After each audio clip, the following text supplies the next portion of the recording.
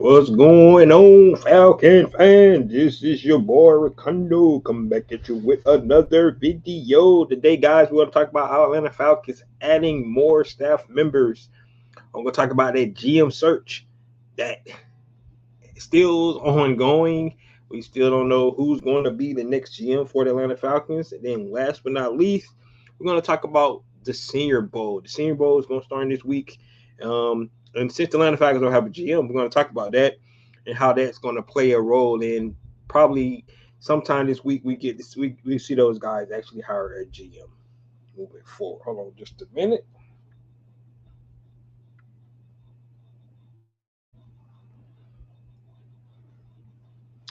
All right.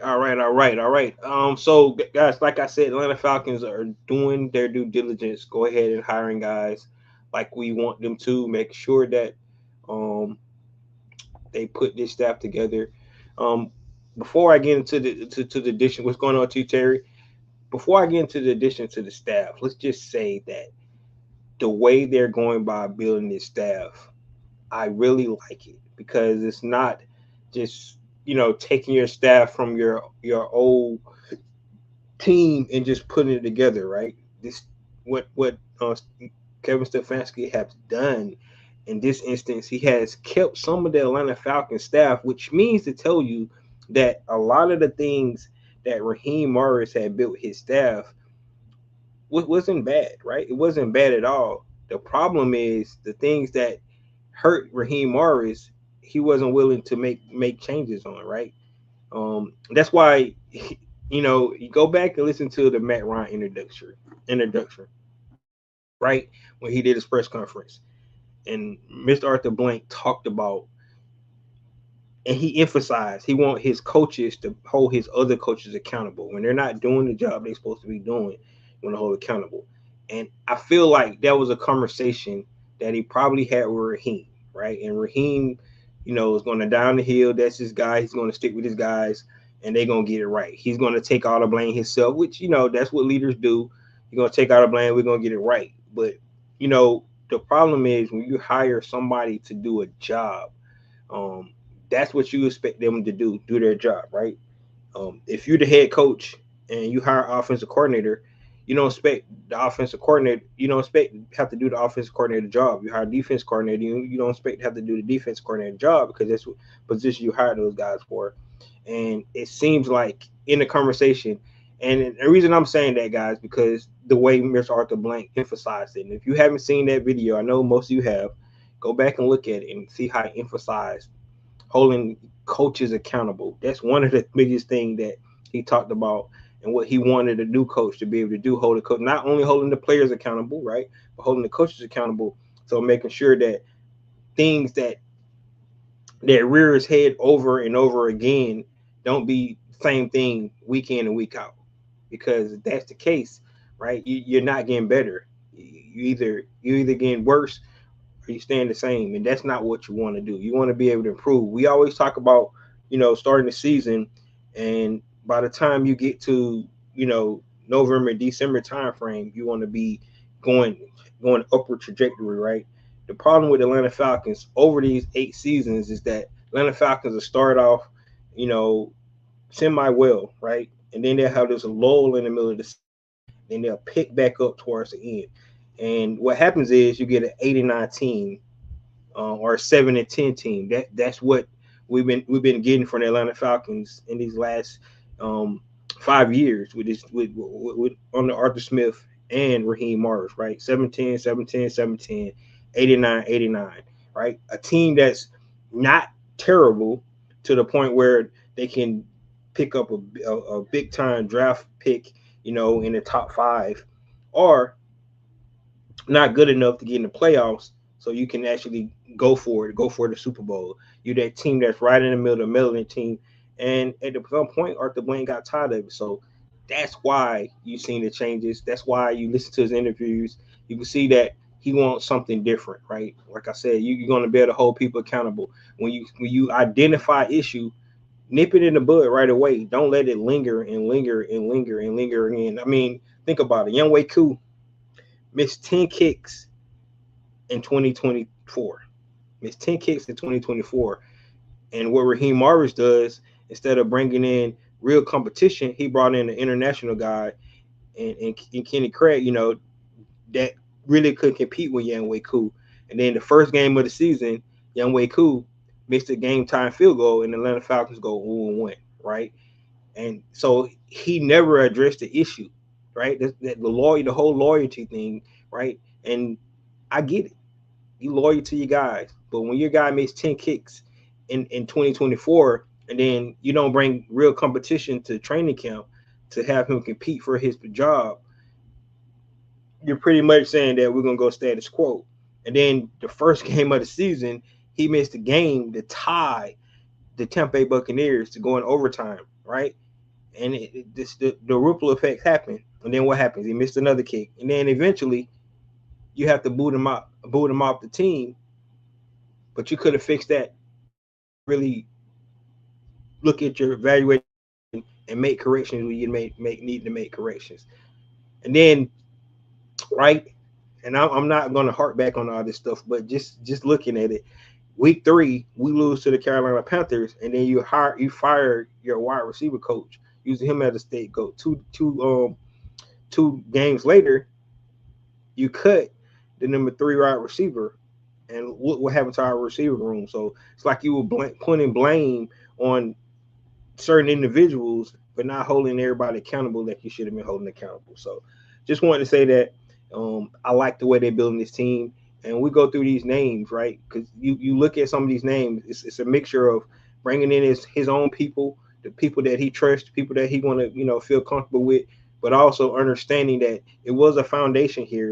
It was pieces here that you can work with, that you want to make your players feel comfortable, because, like I said, the team is right there on the cusp of being something that you can be proud of as an organization, be proud of as a fan base, and that's what we want to see. So with that being said, the Atlanta Falcons new additions to the staff that they brought in. The first guy that we're going to talk about today is Craig Ackerman, right? Brought him in as a special teams coach. So now the Atlanta Falcons have the 3 main coaches, on the staff: the defensive coordinator, the offensive coordinator, and the special teams coordinator, right? I can honestly say right off the bat that this is an upgrade from what we had from Marquise Williams last year. He performed. Now this guy's been in the league for 16 years. Um, he's been with numerous different programs, but recently he was with the Miami Dolphins, where they had the 10th top 10 special teams in certain key areas. They was 11 in kickoff return averages and 7 in punt return averages. Some of the key metrics: the kicker only missed 2 kicks all year, right? And guess what? That kicker that missed only 2 kicks for Miami, he's actually a free agent this year. So that should be something that he want to put in a bug ear with Kevin Stefanski. And we like what Zane Gonzalez did, but it won't hurt to bring in some competition there to make sure we get the right guy. But the field goal success rate was 93.1, fourth best in the league last year. Punt return average was 13.3 yards, 7th best. Kickoff return 26.4, 11th best. Field goal block percentage was in the top 6. Opponents punt return return average 10.4, that was the 17th. And the only issue that we probably going to have to look at, which was an issue with the old special teams coordinator too, was opponent kickoff return average, which is 23rd. So that's a little bit lower than you want, but you average all those up, guys, probably like I said, top 10, top 11 special teams. So this is an upgrade. This is really good. Craig Ackerman is one of the better special team coaches out there. Like I said, he spent his time with the with the with the Miami Dolphins last year, but before that, most of his time was with the Tennessee Titans. So you like a guy that have that experience, somebody that's been doing this for a long time, that's going to come in and hopefully, create a culture for special teams that you don't have these issues. If you watch the game this weekend, special teams lost the game. That muff punt cost them the game. It's just that simple. The momentum was there, but that muff punt cost them the game, gave up points off turnovers, put them in the red zone with that punt. You cannot have mistakes like that, especially in the postseasons. But that's why special teams play a crucial role into wins and losses. And we know watching the Falcons throughout the season, we lost 3 or 4 games because of special teams. So special team is important. Craig Ackerman, he's not, the best special team guy out there. Definitely not the worst, but it's somebody that you can feel confident coming in that's going to be able to move the needle better in the right direction. And guys, all we got to do is win in the margins. I talked about that during the seasons, and winning in the margins. That's what this team is going to do, right? Special teams it should improve next year. That's winning in the margins. We win 2 or 3 more games if our special team play is better. It's just that simple. So that's winning in the margins. This right here is an upgrade. So good hire for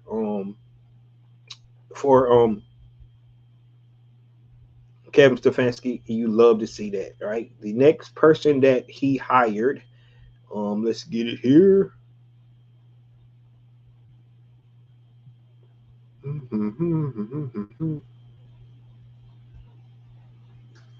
It's Bob Quinn.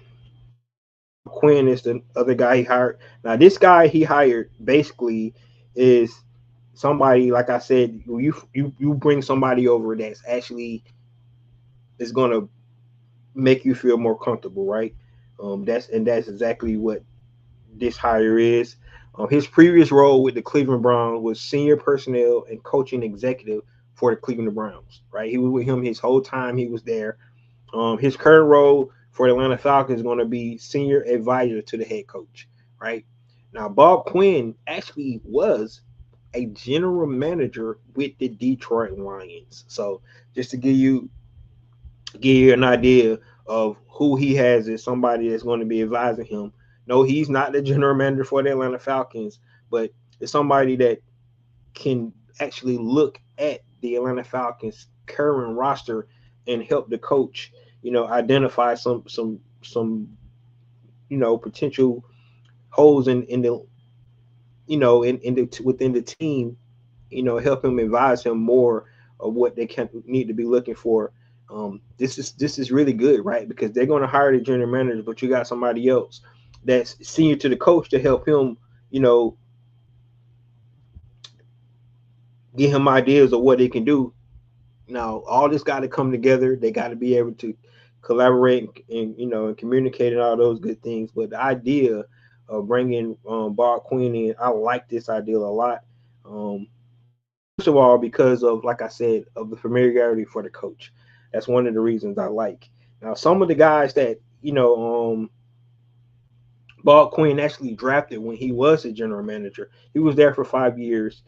He drafted Kenny Galloway, right? T.J. Hawkinson, um, Frank Ragnow. So those some of the guys that he actually drafted. DeAndre Swift, Jeff Okuda. These are some of his draft picks.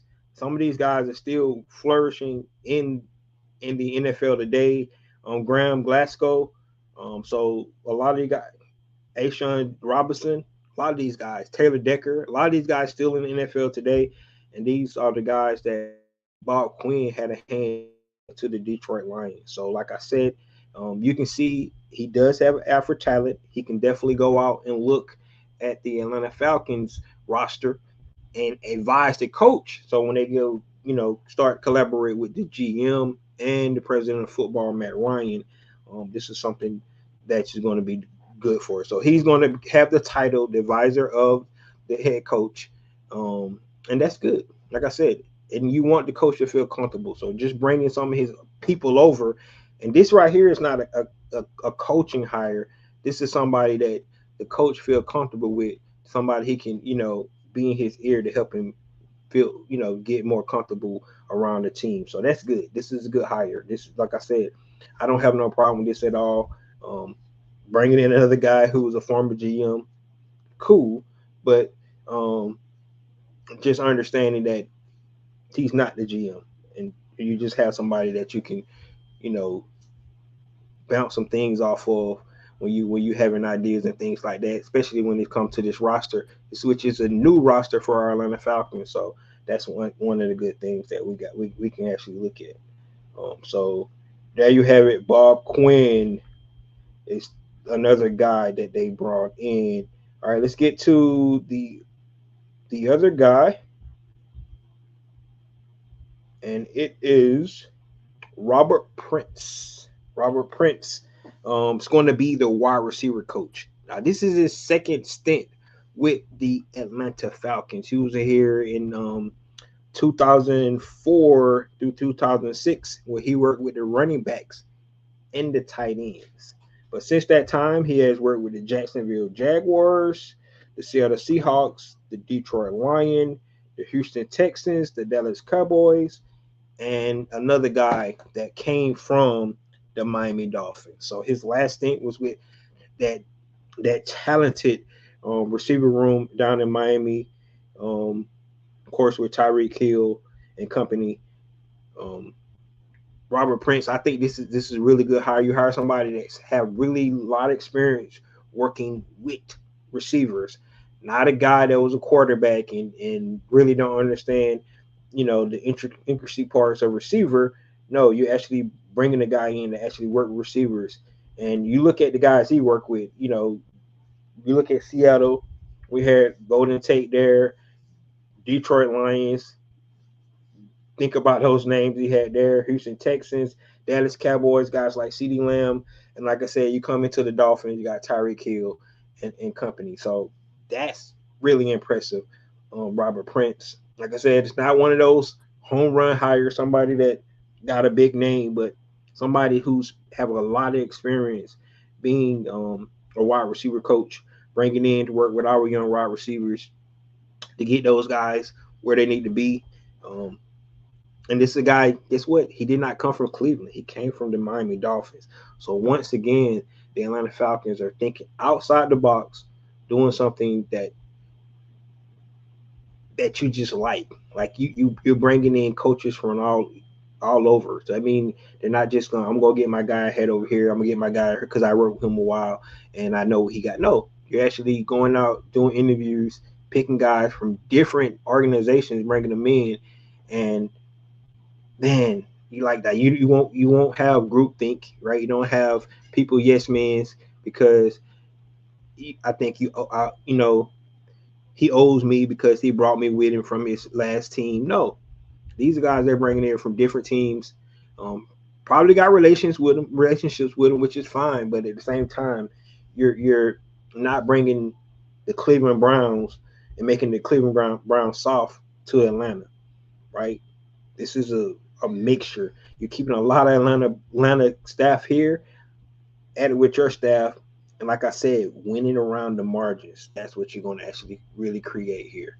So let's look at some of these comments before we get to our next guy, because we're getting a little bit out of the way. Let's see. Eddie said continuity always good. That's right. We got an Aints fan in here. Who that? You ain't that. Say Matt Ryan hiring experienced coaches. That's the thing. Yes, sir. You love it, man. You love the thought process. You love the thought process. I love it, man. Hey, bro, where year did you quit the Bloods? Oh, I never was a Blood, big dog. But you like my hat? Like you guys like my hat though?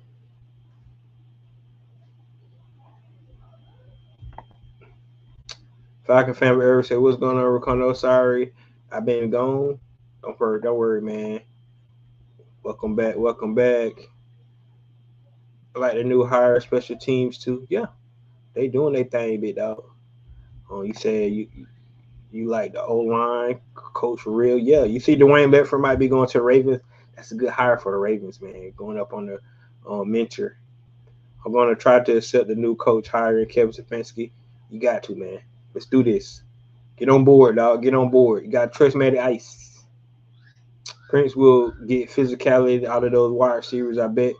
Yeah, we need them to block. That's one thing we need to do. And the wide receivers we had, especially Drake, never had a problem, getting dirty in the run game. What's going on, fam? What's going on, man? T. Terry says Robert Prince can probably get Tyreek Hill to come to Falcons. You're gonna have to take a pay cut though. We're not paying that salary that he currently has. If we get some coaches that even average, they will be better than what we had. Yeah, in certain positions, right? And that's what I'm talking about. Like, because you're gonna just the Falcons are not far away, guys. They're really not, right? Those two teams that played in the NFC Championship game last night, right? Of course, we got blown out by the Seahawks, but we were with those guys for pretty much of the game, and they opened it up. We beat the Rams, so we're right there. We're right there. Like I said, if you take away some of the stuff that we didn't do around the margins, we'll definitely be a whole lot better. So, um, that's what I'm talking about. The next guy, guys, I think when this the, the ticker, everybody was excited about this one, and that's Mr. Nate Ali, right? Coming back to the Atlanta Falcons, the defensive line coach, being retained. Um, we saw what he was able to do with guys like Brandon Dorless, Ruker Aurora, Lakel London, Zach Harrison. He had those guys playing, man. That attack style defense, getting up the field. Go back and look and see how many the Atlanta Falcons had tackle for losses. And with the pass rush on the outside, I was really impressed with what Nate Ali did. That's one of the things that we wanted to keep. We know that Mike Rukenberg is going to interview for the Tennessee Titans, so we might lose him, right, if he becomes the defensive coordinator for them. But keeping Nate Ali was huge for the Atlanta Falcons. It really was.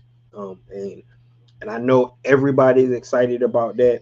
And I'm gonna just say this: I can't imagine the jump that some of these guys are going to have going into their third year, especially Rook and Brandon. Those guys should have some really, really big years, right? Especially if we get a big body in the middle to help to free some of those guys up the way they move. Man, I just we get a big tackle, deep defensive tackle from the Cleveland Browns. Of course, he's a free agent, and this is where you start to get, guys that you work with that want to come play for that same coach, right? That's what you start. That's kind of what you can actually get. So I love that, but those guys was special last year. Zach Harrison come back. Before Zach Harrison went down, he was leading the team in sacks at 4.5 before he went down for the season. So he comes back. That's going to be tremendous. Like I said, Rook, Brandon Dorless, man. I think we should bring Lakel London back the way he played towards down the end of the stretch. He was huge for the Atlanta Falcons as well. And all that, in my opinion, had to do with Nate Ali being the that spark plug that they needed to get those guys going. So that is a great keep for the Atlanta Falcons. Next guy, they kept Justin Hood. He's going to be the secondary coach. What can we say about the secondary? We need to see improvements there every year, of course. But what we was able to do this year, 16 interceptions from our defensive staff. Our safeties, we know what to say about those. We know what to say about AJ Terrell. We really like what we saw that D Alford this year, his bounce back year. We still got Billy Bowman coming back as well. And then Kobe Bryant, he's been chirping on special. He said next year is going to be special. So I'm really curious to see, Kobe Bryant's jump from year 1 to year 2. Man, that Tampa Bay game, they picked on Kobe Bryant, but he didn't back down. He continued to battle all game long. And you like to see that from him. He was going up against, future Hall of Famer and Mike Evans, man, and he was battling all night. So I love that. And like I said, he's chirping now, saying it's going to be a special year this year. So hopefully it is. Hopefully we can see what Kobe Bryant's going to be able to bring to the table. We still got Mike Hughes here, I think, on a 1 year, another contract. So That's going to be interesting to see how that battle goes. That in the nickel battle, of course, if we decide to keep the offer, some people say we should because he's a free agent again. But man, welcome back, Justin Hood. Keeping the defense, we kind of suspected that they was going to keep the defensive staff together for the most part because of the things they would do. You create the continuity, and your defense for since Dean Pease left here in 2022, this defense has not had the same defensive coordinator back to back seasons. So that's going to be special in itself. Um, let's go to the offensive side of the ball. The Atlanta Falcons decide to keep Kelvin Koger, the tight ends coach. That's good news because maybe he can sway um, Kyle Pitts to stay. Now, Kyle Pitts was on Draymond Green podcast, and you heard him say he would definitely love to play in Kevin Stefanski's offense, but he knows it's a business. He said this is the first time actually, going through something like this when it is. He's never been a free agent before, so this is new. This is definitely going to be new. We'll see can the Atlanta Falcons what their plan is with him. We know that Kevin Stefanski does like to run a lot of 12 and 13 personnel. He loves tight end.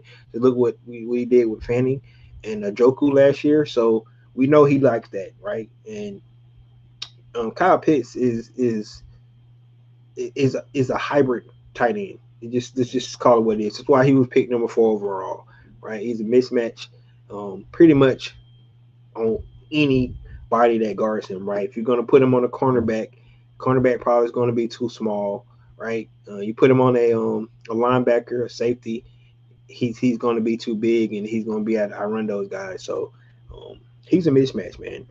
Just seemed like since his year 1, they finally was able to use him more this year. He almost had 1,000 yards receiving, 5 touchdowns. Now we know 3 of those touchdowns came in the Tampa Bay game, but those 928 receptions was huge. It was really, really huge, and that shows that he has the ability to be special if utilized the correct way. You guys remember the start of the season, I said he was going to be the X factor, and when Drake went down in week 12, right, he actually became that. So, we'll see if Kevin Coker will be able to, to keep it here.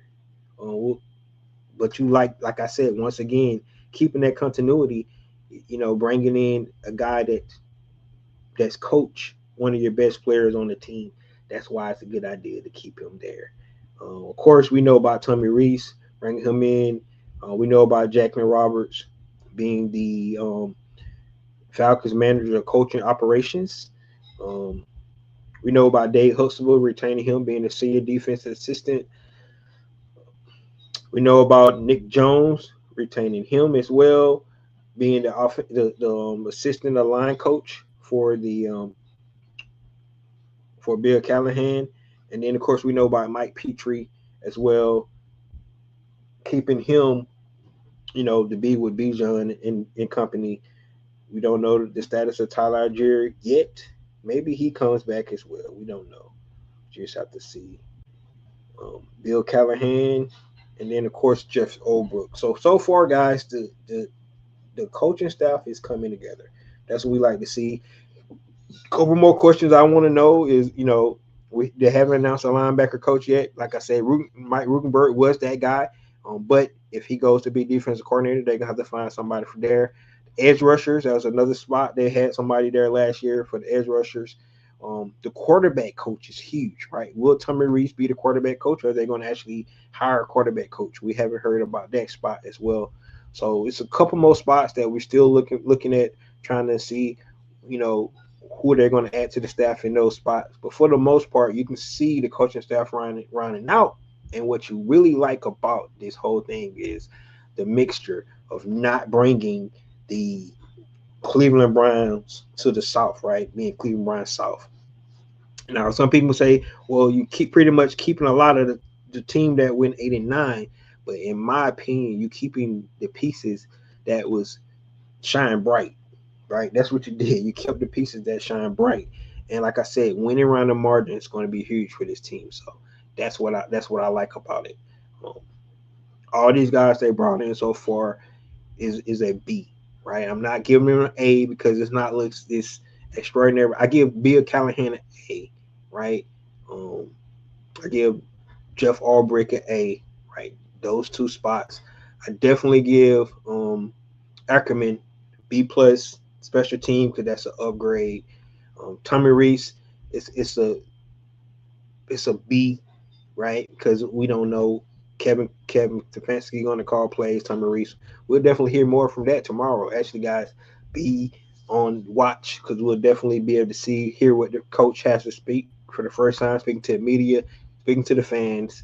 You know, all you haters out there, you get to hear the coach for the first time and see what he got to say. So that'll be cool as well. But staff coming together, man. You got to be impressed with what you've seen so far from this assembly of this staff, and it's out of the box thinking. It's not just I'm taking my guys from this organization and bring them over to the next organization.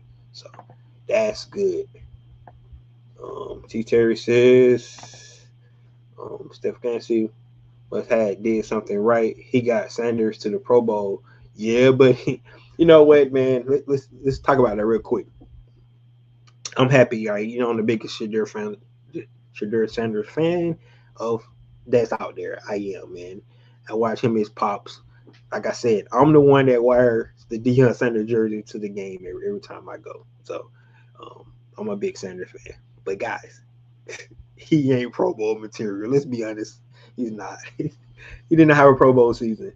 And I get it. He's an alternate. Good on him for making the Pro Bowl. And I think that's a PR thing from the NFL, honestly. Because the number one overall pick had a better season than Shadur. He did, right? They both won 3 games, but Cam Ward played the whole season, right? He probably had a better season than Shadur did. Shadur played 7 games, and he played well, but his QBR wasn't that good. He had more interceptions than touchdowns. He's growing. He's a young quarterback, so I don't think he should have been in the Pro Bowl. But you know, I'm happy for the kid. Good for him. Like I said, for ratings and stuff like that, it's going to be good. And maybe they had to give him a bone because NFL kind of screwed him over in doing their draft, man. They just did. So maybe this is a way of saying my bad and put him in the Pro Bowl, right? He's an alternate. You know, one of the quarterbacks who's supposed to be in the Pro Bowl is actually going to the Super Bowl. So, and then a couple quarterbacks are injured. So that's why he got in. But I mean, I could think of a couple quarterbacks in the AFC. Trevor Lawrence. Did Trevor Lawrence not want to go? Right? He went 13-4, man. So maybe he didn't want to go. I don't know, how they dictated that, but um, congratulations to Shadur, right? The first 5th-round pick since David Puka Nacua to go to the Pro Bowl his first year. So awesome. Eddie says, I'm glad he made it, but several quarterbacks backed out, didn't want to participate. Yeah. That's what I just said. And then what's funny about this whole thing, man? People getting an outrage over it. Like it's not that big of a deal, man. Let it go. Let it go. What's up, Recliner family? New ever here? I like the coaches retained as well. Coaches we hire. Yep. Ricky says,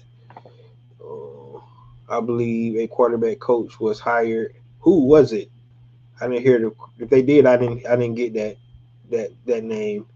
I love the wide receiver coach. Solid background. Yes, he does. If you haven't looked at their background, guys, go look at it. Like I said, all those teams. Look at all the receivers he coached. I think the quarterback coach will be Bill Musgrave. Man, that would be a impressive hire if they go that route. Can we get something besides we got to find a way to win?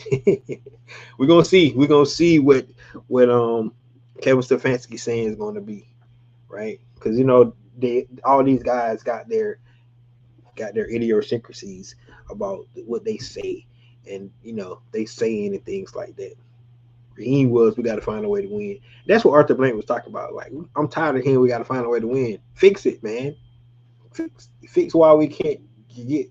We was 1-14 on third down. Fix that crap. You know, disregard. I thought I saw something. Yep.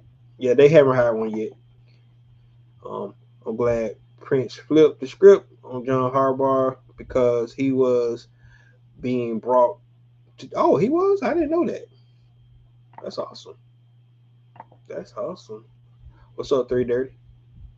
What's up, fella Leather Nick? Yeah, man. Yeah, man. All right, guys. Let's talk about the GM search. The GM search. So we know that the Atlanta Falcons actually interviewed 6 coaches on between Thursday and Friday. Right? They interviewed 6 coaches, and we kind of thought we was going to hear something this weekend, but it was reported that they actually might be bringing some guys in this week for face-to-face interviews. Right now, the consensus, a lot of people still thinking that it's going to be Ian Cunningham. That's going to be the new general manager for this team, right? But like I said last time I talked about this, I don't really have an issue with any of these, candidates that they actually interviewed. Maybe Joe Douglas. I don't like his track record, with the with the Jets. He brought in some talent while he was there, but everybody else they interviewed beside him um, had a really, really impressive resume. You know, from and a lot of those guys they interviewed had Super Bowl backgrounds, championship backgrounds over a long period of time of sustainability of putting together good organizations. Look at the San Francisco 49ers, you look at the Philadelphia Eagles, you look at the Baltimore Ravens, right? These are some of the organizations that these guys been associated. The Kansas City Chiefs, right? The Pittsburgh Steelers. Um, these are some of the organizations these guys been associated with. All these organizations have had a consistency of being relevant throughout their time, right? Something that Atlanta Falcons have not been able to do throughout the years. I talked about it. Until Matt Ryan got here, the Atlanta Falcons never had back-to-back winning seasons. So we want to create um, that kind of background that you see from these other teams, where you can start see consistency year in and year out. That team is a team that you can expect to be in the postseason um, and play for it all. That's what you're trying to build.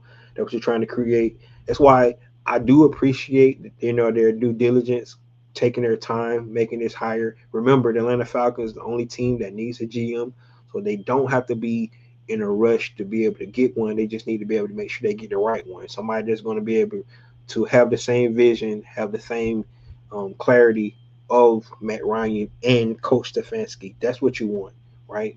These guys to be, you know, really in sync with one another, right? That handshake, that mental handshake that they can create and pull this team all in the same direction. That's what you want to be able to see. Um, One thing about Bob Quinn, the senior advisor to the coach, he liked to do stuff from the trenches. Go back and look at how he built some of his teams, and he tried to start in the trenches. And I think if you guys trying to get a philosophy, what I maybe believe that what Atlanta Falcons going to do is the trenches, right? And if they do that, I think that's going to work out tremendously for the Atlanta Falcons. They can work out that defense, offensive line, because the skill positions are there. Some of our pieces on the outside on defense is there, but if you fix the trenches, um, this Atlanta Falcons team is going to be something to be worried about. I'm telling you, they fix the trenches. It's going to be something that the Atlanta Falcons, that the lead is going to definitely have to worry about, right? So if that's the philosophy they coming in, you build your team inside out. You go look at those 90 Cowboy teams, and you look at their offensive line and how good it was. Those big old holes that Emmitt Smith used to run through, right? And then he go in and get a Charles Haley and stuff like that on the defensive side of the ball. But the trenches is the key. You go back and look at those really really good Patriots teams. The trenches is the key. You go look back and see what we just seen from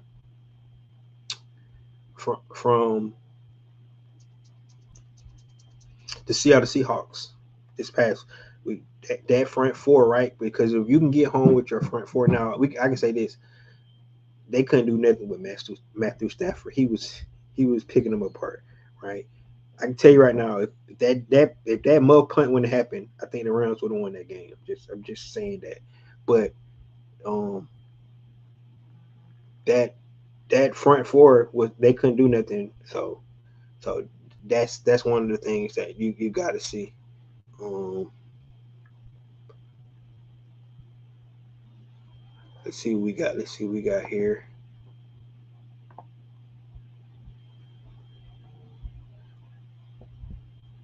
Two thirds said this is a Pro Bowl. A vote criteria. Remember, people said it's a business, so it's a good move. Yeah. Like I said, I think it's really good for the NFL to put him in because it's all eyes gonna be on the Pro Bowl because he's there, got a huge fan base, and like I said, man, he's a rookie, so you take what happened this year with a grain of salt. He played well in some games. He didn't play well at all in some games. He did win 3 games out of 7, right? Like I say, he threw more interceptions and touchdowns, but we'll see what he do next year. If he get opportunity again, that's going to be the key. Do you think defense will take a step back, leap forward next year, like a sophomore blues? I think this defense had potential to be even better than it was this year. Like I said, this is their second year. You got to think about it. Their first year, they was trying to learn the defense, and to be honest with you, towards the end, it started to be even better, right? Because what um, Jeff Ulbrich wanted to do was not send so much pressure, right? Now, Atlanta Falcons one of the most highest pressure rated teams in the league, right, to generate pressure.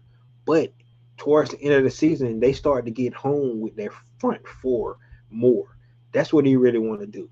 That's really what he want to do. Like I said, what you see from um, the Rams, what you see from the Seattle Seahawks, you want to be able to get home to your front four because you don't have to, you know, put a disadvantage to your secondary if you get home with your front four. That's what you got to do, and that's what you start to see more towards the end of the season. They start to get home more with their front four. That's going to be even better this year because now everybody understands what they're trying to achieve, and they saw it, um, take hold towards the end of the season where the Atlanta Falcons started to get better, right?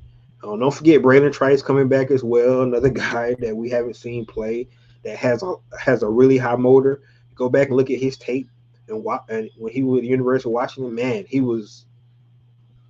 reminds me of somebody like Max Crosby, his motor, right? We just ain't getting to see him on the field, man. Hopefully he stay healthy. We'll get to see him this year. Um, so that's going to be good.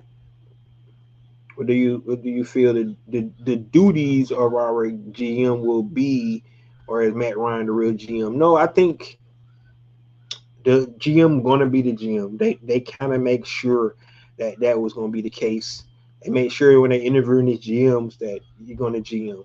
Arthur Blank is big on having people do their job. Matt Ryan is more of a making sure the team is going in the right direction, new culture kind of guy. The GM and the coach is going to be the ones that's going to lead this team into the thing, and Matt Ryan is there to.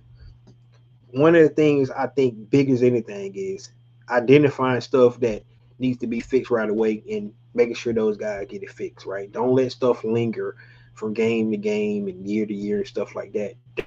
Matt Ryan's job, right? Somebody that Arthur Blank can have his ear, he can have the ear of the team on the pulse of the team and make sure that it stays in the right direction. GM is going to be the GM, the coach is going to be the coach. And of course, Matt Ryan's going to get his input and all that because at the end of the day, he is over all those guys. So I think the majority of the defensive coaches come back. We should be good. Yes, sir. I agree with you. We said the GM might be assistant GM for the Rams. They haven't interviewed him, so if they do, we'll see what happens. Rich McKay's son. Yeah, they haven't interviewed him yet. So if they do, that'll be somebody new. The six guys we talked about, um, and he was not one of them. He will be someone who will listen and get the head coach organization acts or wants. Of course, that's really that's the GM job is to ask a coach what he needs, and then go out and find those guys that they need. Now I can tell you this much, and we're I know we're talking about the new hires here, but that's one thing Terry Fontenot was really good at. He listened to his coaches, and he got them what they needed. Man, he really did. Terry Fontenot just really a victim of Raheem Morris not getting the job done, man. Because the pieces that he gave him, the so-called groceries, the cook, man, he just didn't cook it right, and that's why it's what it is where it is, right? Eddie says collaboration 100%. That's definitely what it's going to be. Um, but sometimes, man, when you got the same vision, they be like, we want to go get somebody that's going to dominate the line of scrimmage on both sides of the ball, and they both agree on that. That's what they're looking for. We want to know now. You have to do something like Ozzie Newsome used to do too, right? Because you want to be able to get that position, but when it's time that you're on the board or you're looking for talent, you're gonna get the best player available first, right? That's what you always should do. I know a lot of people want to go and look at their needs and stuff like that, but you cannot pass on the best player on the board, i.e., what the Atlanta Falcons did last year, right? A lot of people had um, Jalen Walker was a can't miss prospect, right? And he was still on the board at number 15 last year. And the Atlanta Falcons was going to pick James Pierce Jr. We all know that now. They was going to pick James Pierce Jr. That's what they got. That's the guy that they knew they wanted. Matter of fact, Raheem and Terry actually went to his house the night before the draft. They was going to pick him, right? But Jalen Walker's still on the board. That's why if you guys recall the draft from last year, they picked with like 2 minutes left on the board because they was really had their mind set up they were going to get James Pierce Jr. But so they probably was trying to contact a team so they can come back into first while they were still trying to take. I think they was going to take Jalen, but they was on the phone trying to make sure they can get back into the draft, and that's what they was able to do. So that that's why they did what they did. All right. All right. The last thing, guys, tonight is the Senior Bowl. So the Senior Bowl actually started this week. And Atlanta Falcons do not have their GM in place. However, um, according to Joe Patrick, one of the reporters for the Atlanta Falcons, um, the team's top college scouting director, Tombo Abakanda, and his deputy Mike Ross are in attendance. They're gonna be in attendance in addition to the full contingent of the team scouting and department personnel. So they're gonna have people at the Senior Bowls despite not having a GM in place, right? They're gonna have the this, the top college scouting director and Tombo Mikanda and Deputy Michael Ross going to be there. So even though the Atlanta Falcons do not have their GM in place, the scouting department, all the scouts is going to be there at the Senior Bowl. So they're going to be represented there, and they're going to have to bring back, you know, all the information that new GM is going to have to get busy on, because the GM definitely going to have to get busy. I mean, there's no other way around it. They, they definitely gonna have to get busy, but they are going to have representatives at the Senior Bowl this week. This is crazy, man. The Senior Bowl already here. Like I said, man, the NFL don't stop. The Senior Bowl is here. The Super Bowl ain't even happened yet, and they already looking at draft prospects and stuff. So that 2 week window before the Super Bowl, I guess they get the Senior Bowl in. Everybody gets down there and be able to do some of the things that they're doing. But Tumbo, Abakunda, and Michael Ross, and the full contingent of the scouting department going to be there. So they will be represented, and they can compile all the information back up and give to the to the new GM and his team, whoever he's going to assemble. Usually, for scheduling purpose, what happens is because we know 2 weeks after the Super Bowl is the scouting combine, so um, that will be another big milestone. Got the Senior Bowl, then you have the scouting combine. So it's just after things happening, right?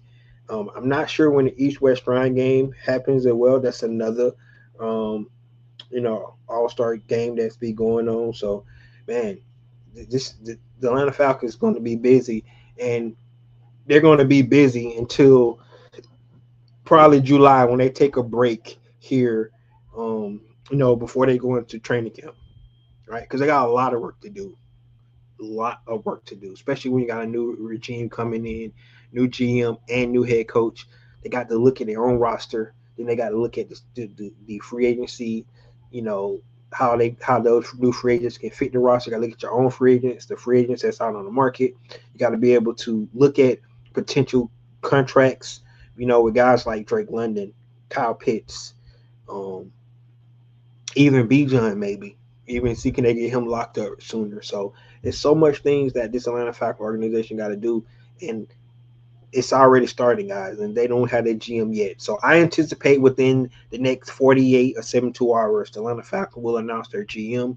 Like I said, most people think it's going to be Ian Cunningham. We just don't know. But talking about the Senior Bowl starting this week, definitely be looking at some of those guys out there, and we'll see. The problem I have mostly why I'm not talking draft prospects yet because I don't know who our GM is and I don't know their philosophy. And this is and I don't know direction this Atlanta Falcons organization is going to be going, you know, with the ability of the team. So it's kind of hard. Now, last year I could tell you, you know, because I kind of knew Terry Fontenot philosophy, how he likes to build his team and stuff. They was really heavily on the Senior Bowl. If you look at a lot of guys they brought in, it was guys that was captains of team, guys that had a lot of experience in college. Those kind of guys that Terry Fontenot was definitely drafting. Somebody that can come in and play right away. That's the kind of guys he's looking for. I don't know this new GM. I don't know this new coaching staff, their philosophies and stuff. We're gonna have to learn all that kind of stuff. But season is here and it's started already. Super Bowl hasn't even happened yet. 2 weeks after Super Bowl, you got a scouting combine. Right after that, you got the new league year, free agency. Right after that, you have the draft. All during that time, you got OTAs, mini camps, and things going on. So busy, busy, busy all season for this Atlanta Falcons teams. They got defense should be fine, but the offensive side of the ball, they got to get the new schemes in. You got to get a quarterback that can actually, help with those schemes because Michael Penix probably won't be ready in springtime. So it's a lot of things that the Atlanta Falcons got going on, but it's going to be special. T. Terry said JPJ unstoppable next season. Hope so. I agree with you on that. Um, not feeling this part or what we're doing. I agree. I agree. But look at it this way: they're not rushing it. And when I mean by that is because you can just hurry up and sign somebody, but no, they're taking their time, being due diligence, and I kind of respect that in a way. Um, it's going on like 20 some days, almost 3 weeks that we haven't had our GM, but it's going to end this week. I can promise you that. Um, we might hear it right after the coach do his press conference. Maybe they wanted to let the coach speak first and before they announce the GM because we'll hear the GM right after that, right? So um, hopefully they get it done here soon. I'm anticipating. I think now believe it or not, I believe the ice storm that they had up in Atlanta probably held back some of the interviews and stuff that they wanted to do, right? So the bad weather, right? Getting people in off planes and stuff like that. That may have played a part in it. So, but either way, no excuses. Take your time, pick the right guy because you want to get it right. Right. This is the new era of the Atlanta Falcons, so you want to get it right. Um, Most people think it's going to be Ian Cunningham. Um, at this point, I have no idea who it's going to be. So, what do Kevin Stefanski and DC scouting the D line right now? Big time. I hope so. I hope they are. I hope they scouting big time D linemen. Yep, and there's a couple down at the Senior Bowl. You go look. Um, to lock up Bijan, they have to back up the Brinks truck and deliver the fire. Yeah, man, it's gonna be huge.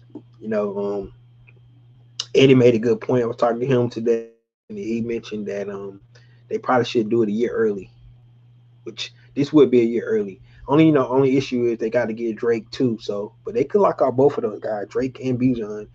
You might get a little discount with Bijan if you do it 1 year early instead of waiting till his fifth year. So maybe you can do it early. I don't know, but either way, I can tell you this much: if they do sign both of those guys, um, they can put their cap on the back end, right? This open up a lot of salary cap for the Atlanta Falcons to go out and build this team with some more free agents.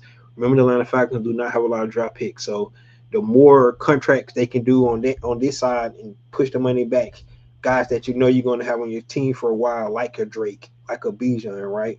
Because Bijan is special, man. He is, and he deserves his money.